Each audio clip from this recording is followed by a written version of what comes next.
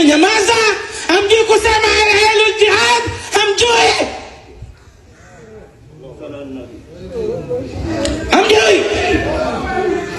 Hamjui. Mashekhe wote hawa hamjui kusimama jihadi.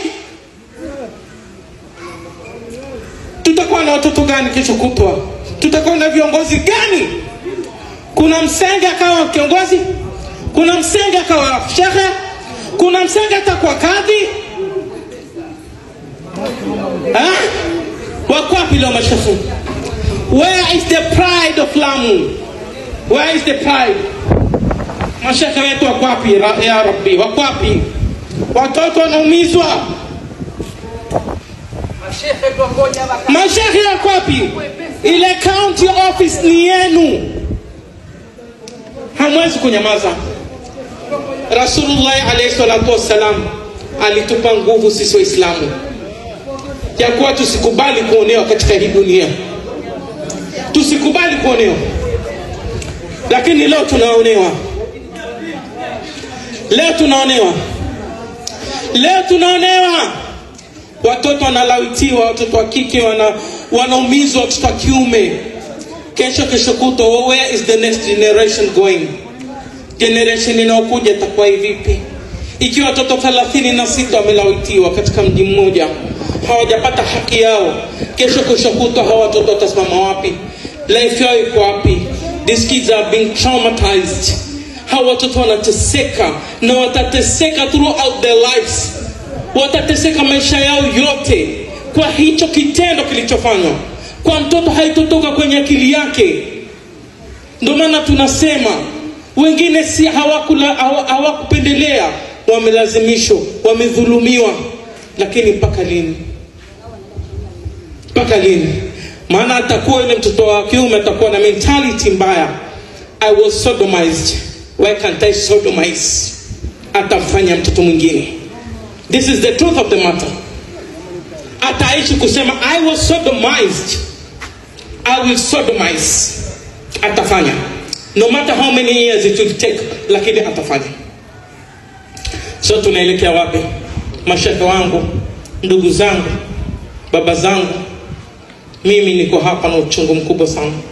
Travel all the way from Mombasa kwa sababu hili jambo. Nilikuwa sisikii vizuri, lakini nikamwambia chairman I'll have to go. Huko Lamu, walimu wa Lamu ndio wamenipa mimi elimu. That is my home ground. Mamangu asili yake ametoka hapa. This is my home ground. Nitaenda kupigana jihad huko. Sisi tunasema kama kamati ya anti-LGBTQ lazima kufunguliwe ofisi ya child care hapa. Na si tu ya watoto kubakwa, dhulma ya aina yoyote. Dhulma ya aina yoyote iko reported. Sisi tutakuwa kuna watu ambao tutawasiliana nao hapa. Hatuchoki kusafiri.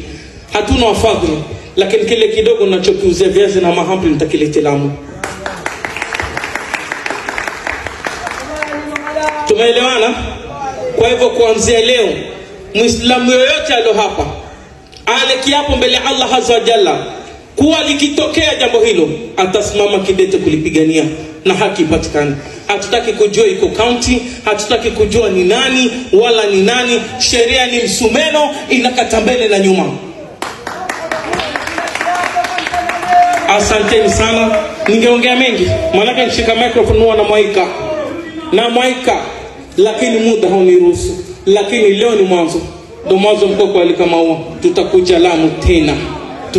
We are going to come back. وهذا السلام عليكم ورحمة الله وبركاته. السلام عليكم ورحمة الله وبركاته. Pongezi yangu kwa dhati nataka iende wote waliohudhuria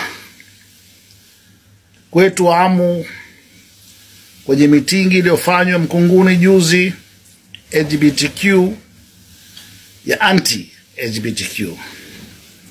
Nafurahi kutoa pongezi hizi kwa chairman na wote na mashekhe wetu wa Lamu.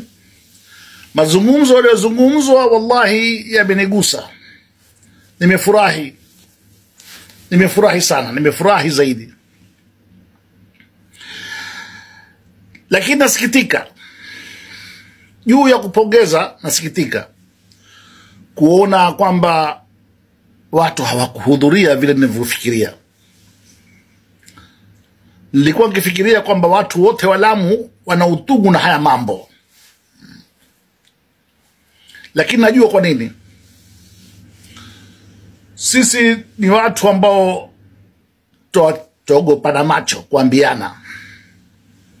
Ni watu ambao kwamba itakuwa vipi mtoto wa fulani afanyike hivi kisha tumkabili, maneno kama haya.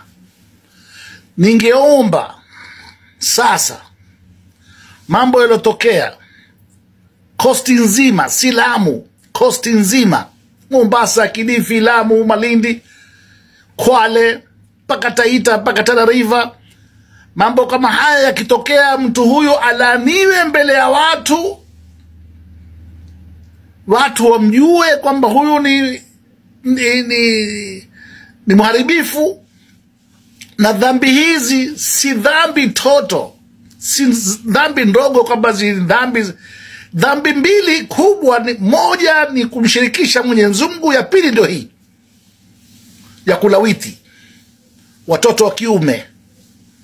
Hii ni dhambi kubwa, kwa hatufai sisi kusamehe, hatufai kufungia macho, hatufai kusema hii ni mtoto wa fulani na fulani, hatufai. Sitaki kuongea mengi leo, nimependa tu kusema maneno haya kidogo, kuwashukuru wale kwenda Lamu, kuwashukuru walivyozungumza maneno waliozungumzwa Lamu. Mimi kama mwanaharakati, hata kama siko Lamu, sikuhudhuria, lakini nimefurahi. Na washukuru nyote ndugu zangu, mashehe wangu, maustadhi mliohudhuria hapo. Ingawaje sikuona viongozi wetu hata mmoja. Na haya maneno si maneno ya kisiasa, haya si maneno ya kisiasa, haya maneno ya mujitamaa wa Amu, mujitamaa wa Pwani. Lakini pia nafikiria yeo ndio mwanzo imeanza. Hivi imeanza namna hii, watu tutaogopa kufanya. Wale ambao hufanya mambo kama hayo yataogopesha sasa hivi. Nataka ikitokea watu wazungumze, izungumzwe misikitini, izungumzwe barabarani, izungumzwe kila pahali, na laaniwe. Wa hadha, assalamu alaikum warahmatullahi wabarakatuh.